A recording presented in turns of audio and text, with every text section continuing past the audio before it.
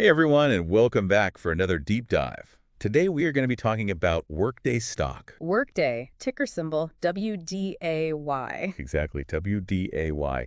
And we've got this really interesting analyst report that we're going to be looking at. It's pretty detailed. Yeah, there's a lot in here. Yeah, so we're going to try to pull out some of the key takeaways for you guys so you can get a better understanding of what Workday is, how they're doing, and maybe where they're headed. What do you think? Sounds good to me. All right, so first of all, what does Workday do? So Workday, they're all about enterprise cloud applications, Okay. and they really focus on finance and HR. So, like big companies using their software to manage all that stuff? Yeah, think like those big Fortune 500 companies, the ones with, thousands of employees all over the world.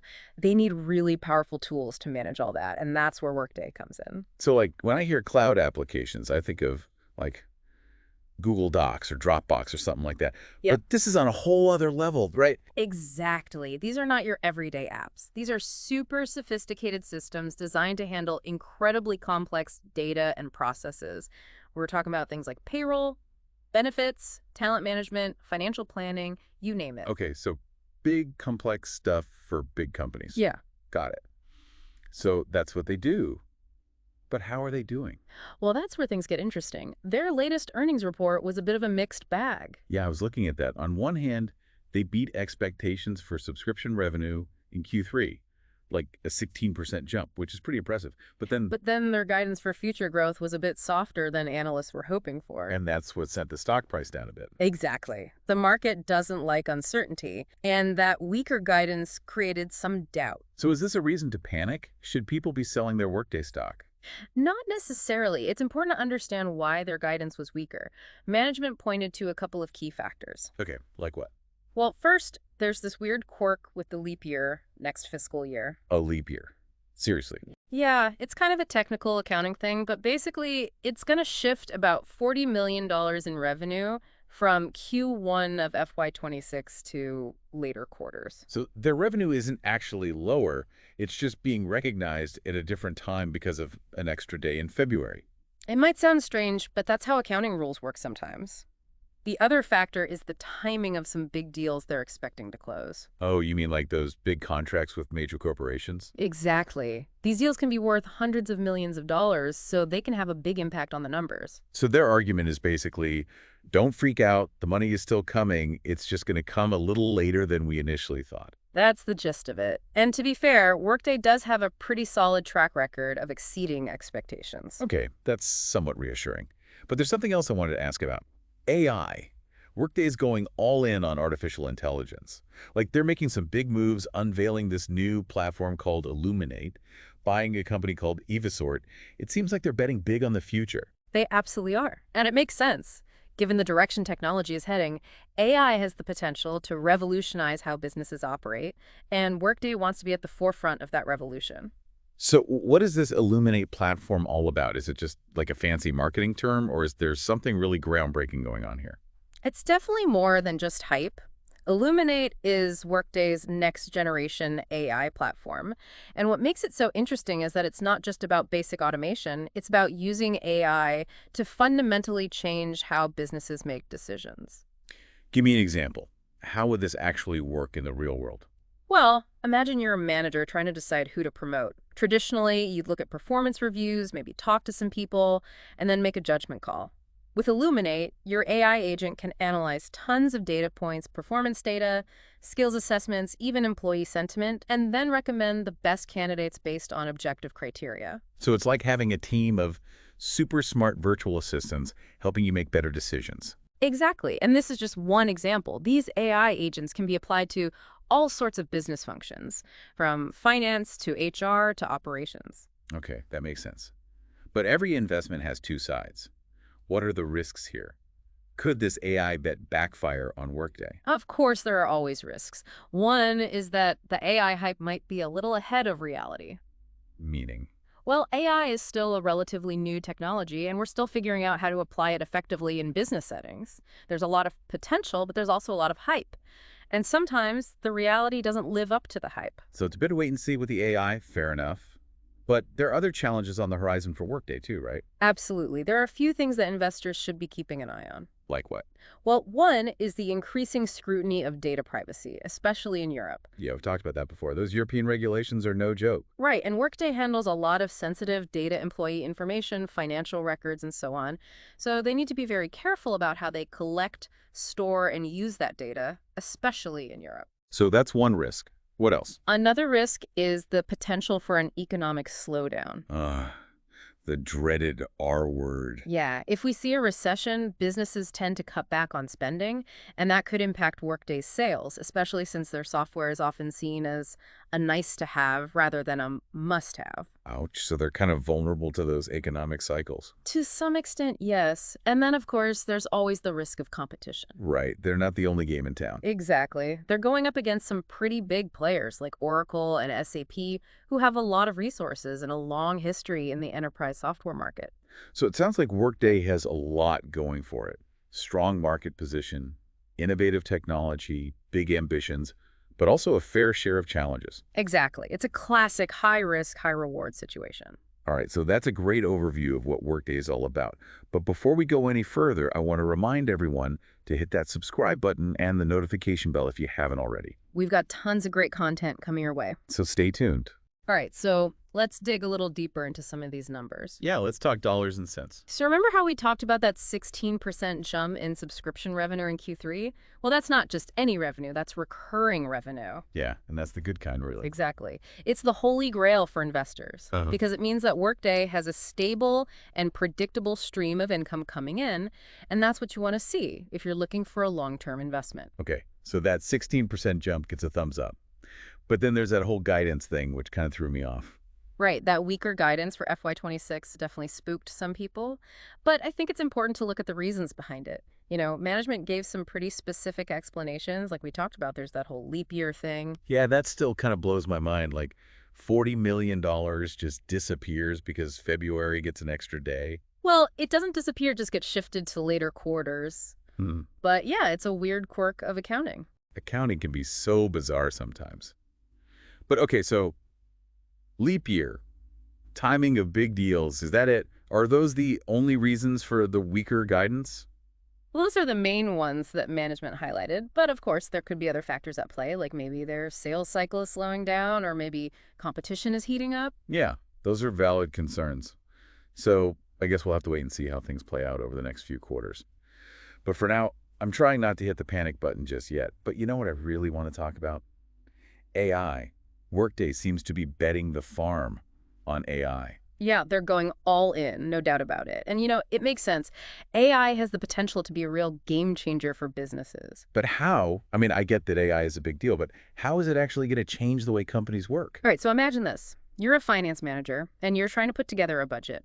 Traditionally, you'd have to spend hours, maybe even days, gathering data from all sorts of different sources. Spreadsheets, reports, emails. You'd have to manually input all that data, clean it up, try to make sense of it. Yeah, that sounds super fun. Oh yeah, it's a blast. But with Workday's AI tools, a lot of that grunt work can be automated. Your AI agent can pull all that data in automatically, analyze it, and even suggest budget adjustments based on real-time market conditions. So it's like having a super-powered financial analyst at your fingertips. Exactly. And it's not just finance. These AI agents can be applied to all sorts of business processes, from HR to operations to customer service. Okay, so it sounds like AI could really streamline things and make businesses more efficient. But I'm curious, are companies actually ready for this? I mean, it seems like a pretty big leap. That's a good question. And the answer is, it depends. Some companies, especially those in tech-forward industries, are definitely embracing AI. They see the potential, and they're eager to get ahead of the curve. But other companies are more hesitant. Yeah, there's always resistance to change. Right, and sometimes that resistance is justified. AI is still a relatively new technology, and there are definitely some risks involved. Speaking of risks, let's talk about the potential downsides of this AI push for Workday. What could go wrong? Well, one risk is that the technology might not live up to the hype. You mean it might not be as amazing as they're making it sound? Exactly. AI is still evolving, and it's possible that Workday's AI solutions won't be as powerful or as effective as they're hoping. Okay, so that's one risk. What else? Another risk is competition. Workday isn't the only company investing in AI. True. Everyone's jumping on the bandwagon these days. Yeah, and some of their competitors have a lot more experience in the AI space, so it's not a guaranteed win for Workday. All right, so competition is a factor. Anything else we should be worried about? Well, remember those other challenges we talked about. Hmm. The European data privacy regulations, the potential for an economic slowdown. Those could definitely impact Workday's AI ambitions as well. Right, because if they're struggling in those areas, it's going to be even harder for them to succeed with AI. Exactly. So, lots to think about when it comes to AI. It's exciting, but it's not without risks. But before we move on, I want to take a quick moment to remind you guys to subscribe to our channel. Hit that subscribe button, click the notification bell, and you'll never miss a deep dive. Okay, so we've talked about their financials, we've talked about their AI push, but there's one more piece of the puzzle that we need to look at, and that's their global strategy. Yeah, because Workday is not just a US company anymore. Right. They're trying to expand internationally. Exactly, they want to be a global player. But that's not easy, right? Yeah. I mean, different countries have different rules, different cultures, different everything. It's a whole different ballgame. And the analyst report we've been looking at actually highlighted some pretty stark regional differences in Workday's performance. Oh, yeah. Like what? Well, for example, they're doing really well in the Asia-Pacific region, Okay. but they're facing some challenges in Europe. Yeah, we talked about that a bit earlier. Those data privacy regulations over there are pretty tough. Right, and that's just one example. Each region has its own unique set of challenges and opportunities. So how is Workday approaching this? Are they just trying to use the same strategy everywhere, or are they adapting to each market? Well, they're definitely trying to be more strategic about it. They're realizing that a one-size-fits-all approach isn't going to work. Yeah, that makes sense. So what are they doing differently? Well, for one thing, they're partnering with local companies in each region. Okay, so they're teaming up with companies that already understand the market. Exactly. That gives them a huge advantage. They're also building out regional data centers so they can store data locally and comply with local regulations. So they're really trying to, blend in and become part of the local ecosystem. Exactly. And they're also customizing their offerings to meet specific market needs. So it's not just about translating the software into different languages. It's about actually understanding the unique needs of each market. Exactly. It's a much more nuanced approach. So it sounds like they're putting in the effort, but it's still a tough challenge, right? I mean, going global is never easy. Oh, absolutely. There are all sorts of risks involved. Like what? Well, for one thing, they're going up against some pretty fierce competition in these new markets. Yeah, those big players like SAP and Oracle aren't just going to roll over and let Workday take their customers. Right. And then there are all the usual challenges of expanding internationally, like navigating different legal systems, dealing with currency fluctuations, and managing a global workforce. So lots of hurdles to overcome. But Workday has shown that they're not afraid to be aggressive and innovative. And one of the ways they're doing that is through acquisitions. Oh yeah, they've been pretty active on that front lately. They've been snapping up companies left and right. And these acquisitions are all part of their strategy to expand their reach and capabilities. Give me some examples. What kind of companies are they buying? Well, for example, a few years ago, they acquired a company called Adaptive Insights, Okay. and that gave them some really sophisticated financial planning and analysis tools. So they're buying companies that can help them fill gaps in their product portfolio. Exactly. They're also buying companies that can help them expand into new markets. So it's a two-pronged approach. But acquisitions are always risky, aren't they? I mean, sometimes they just don't work out the way companies hope. Oh, absolutely. Integrating different company cultures and technologies can be a real nightmare. But Workday seems to be pretty good at it so far. Fingers crossed they can keep that up. Yeah, me too. Okay, so we've covered Workday's global ambitions, we've talked about their acquisitions, and we've touched on some of the risks involved. But at the end of the day, what does all this mean for investors? Well, I think the key takeaway here is that Workday is a company in transition. Meaning? They're moving from being a primarily US-focused company to a global player. They're investing heavily in AI, they're making strategic acquisitions, and they're taking some big risks. So it's a bit of a gamble, but with a potentially big payoff. Exactly. And it's up to each individual investor to decide whether they're comfortable with that level of risk. Great advice. Well, folks, there you have it. That's our deep dive into Workday. Hopefully you're walking away feeling a lot more informed about this company and its future prospects. Remember, do your own research, talk to your financial advisor, and make sure you're comfortable with the risks involved before you make any investment decisions. And if you enjoyed this deep dive, be sure to hit that subscribe button and click the notification bell so you don't miss out on future episodes. We've got lots of great content coming your way, exploring all sorts of fascinating companies and investment ideas. Thanks for joining us. Happy investing, everyone!